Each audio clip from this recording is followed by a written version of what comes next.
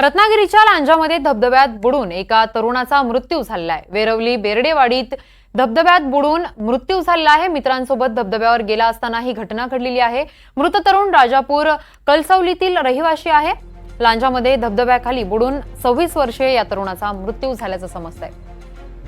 लांजा तालुक्यातील ही घटना आहे। वेरवली बेर्डेवाडी येथील धबधब्यामध्ये ही घटना घडलेली आहे। प्रथमेश तळेकर असे या तरुणाचं नाव असून राजापूर मधल्या कळसवलीत मधील तो रहिवासी आहे। दुपारी प्रथमेश आपल्या मित्रांसोबत धबधब्यामध्ये गेला होता, मात्र पोहताना तो त्या ठिकाणी बुडाला। त्यानंतर त्याला पाण्यातून बाहेर काढण्यात आलं आणि उपचारासाठी लांजा ग्रामीण रुग्णालयात दाखल करण्यात आलं, मात्र त्याला डॉक्टरांनी तपासून मृत घोषित केलं।